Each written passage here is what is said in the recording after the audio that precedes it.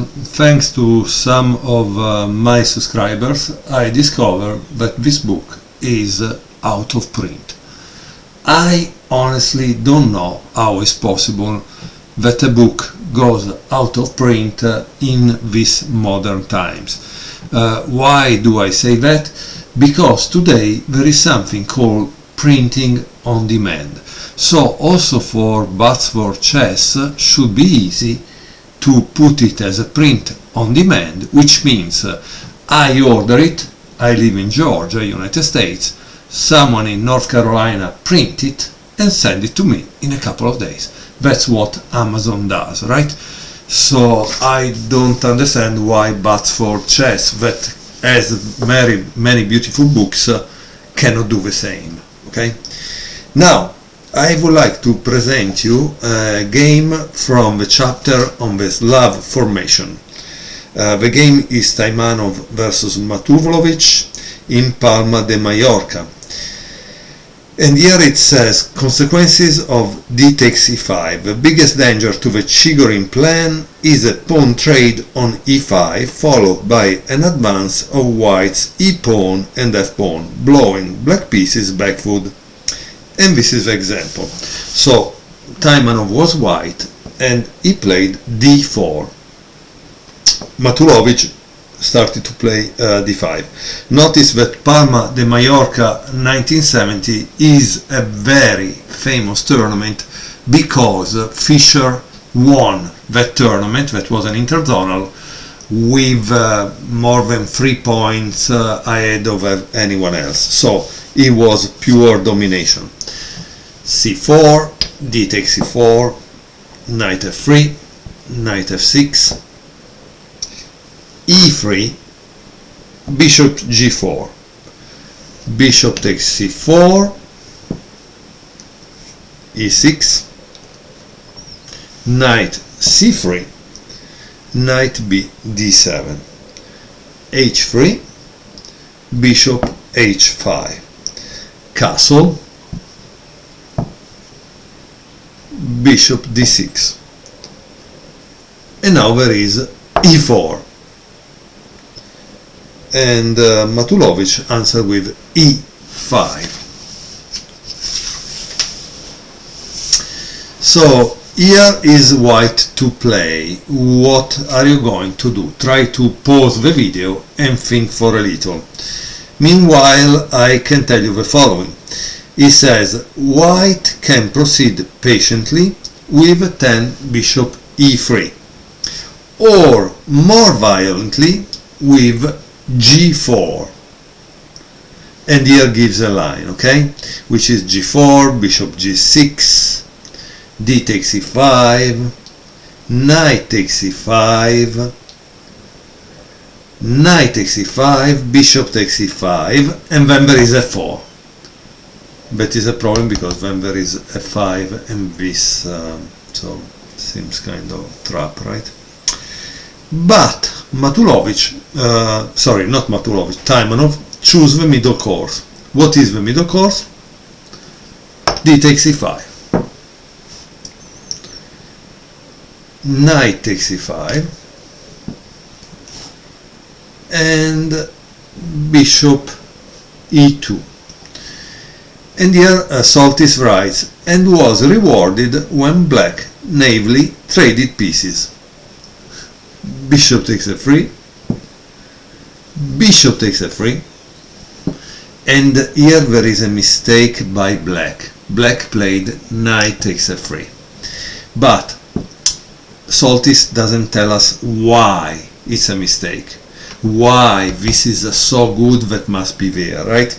So that's the problem that we must understand, that we must learn.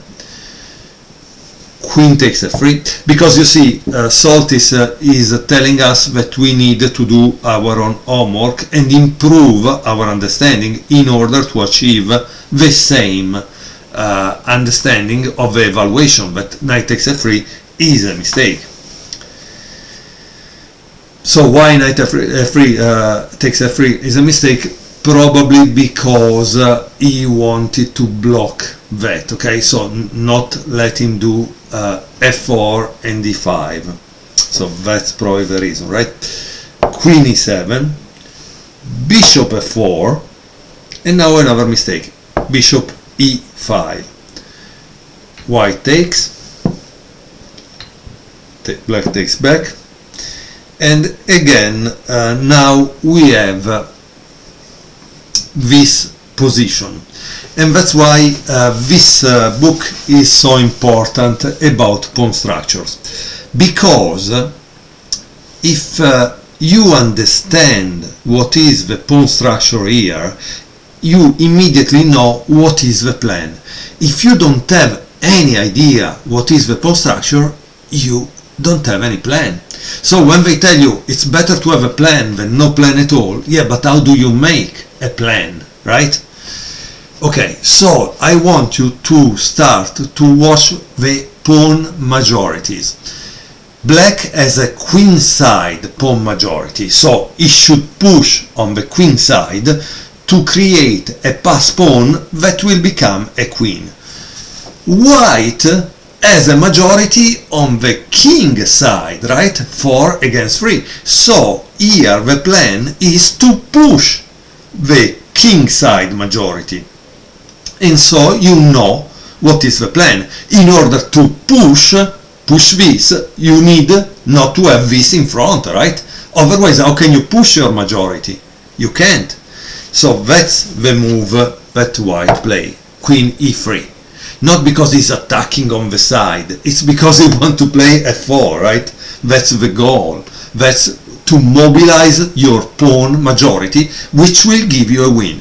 Notice that often, and this is kind of strange, because from one of the books written by Ove on the middle game, it was written that the queen side majority was the best. In reality, in practice, it seems is the king side one. I don't even know why things don't go as expected, in the sense that obviously Max Ove was a world champion, he should have known, and instead he missed that idea. That was mentioned in another book. The book is this lies about chess that I will show you in other videos, because it's kind of interesting. So how does black continue? Black castle. And white, now I hope you know what is the next move by white, right? In case you don't, try to think about it, but I just told you, it's f4. Queen e7, and guess what? e5. So while this queen side majority is totally immobile, this is moving. This is definitely moving, and moving very fast, right? Okay, so what did black play? Black played c6, probably to try to control these two squares, but in this way it's giving up this square, right? Rook f e1, now this is not hanging anymore, so taking its real. Rook f e8 is still hanging because it's a double, but queen f3 take away the discussion, it closes it, right? Queen c5 check, queen f2, queen takes, and king takes. Knight d5. So now keep in mind that why he makes knight d5, because he tries to trade, right?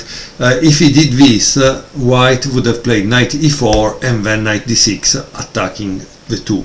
As you can see, this outpost is very, very important, right?